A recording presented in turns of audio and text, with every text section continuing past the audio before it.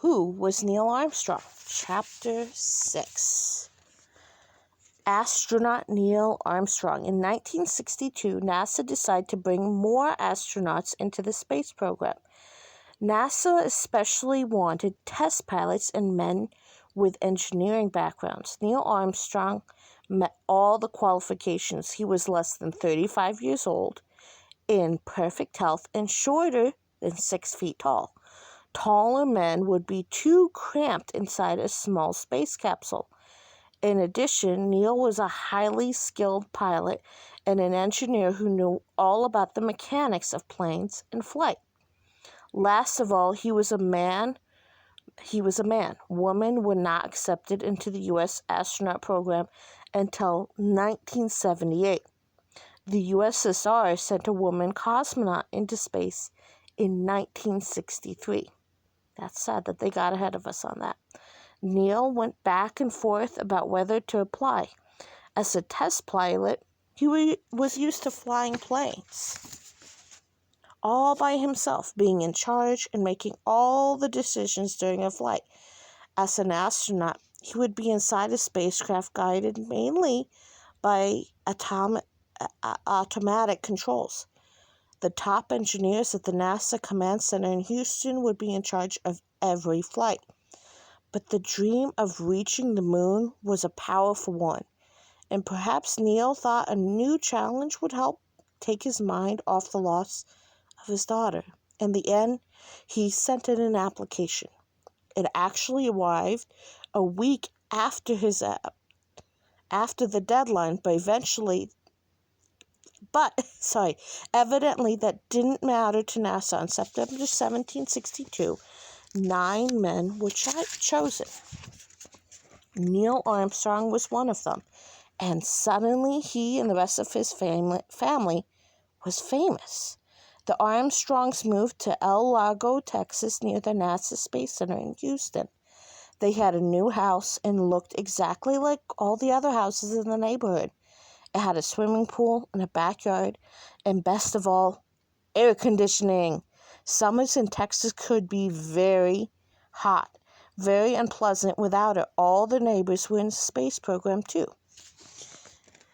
There were lots of backyard barbecues with other astronaut families.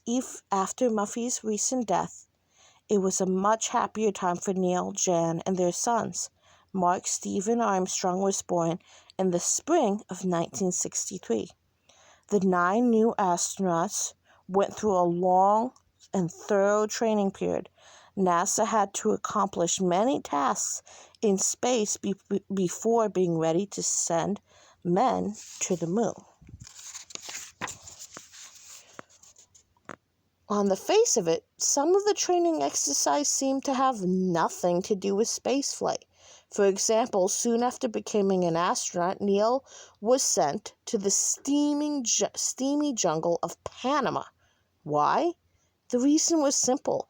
On returning from the moon, a spacecraft might crash anywhere on Earth, a mountaintop, the desert, or the jungle.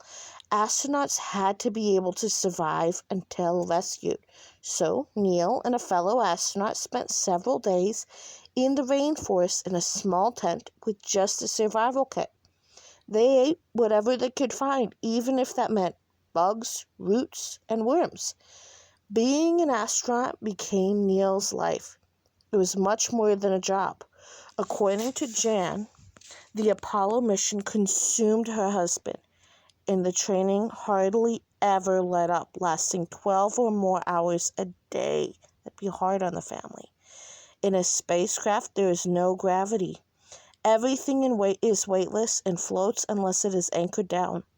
NASA had a special plane in which Neal and the 8 others could experience weightlessness for a short period of time. Its nickname was the Vomit Comet. Blah. It would dive down from a high altitude and then climb up steadily for another dive. Ugh. It's like a roller coaster. It was like being on a roller coaster, exactly. At the very top of each climb, the astronauts would experience weightlessness for about 30 seconds. Oh, that'd be fun. Due to his demanding job, Neal spent less time at home. One night, he arrived home very late. Neal hadn't been asleep for very long when both he and Jan woke up. The house was very hot, and it wasn't because the air conditioning was broken. The Armstrong's house was on fire.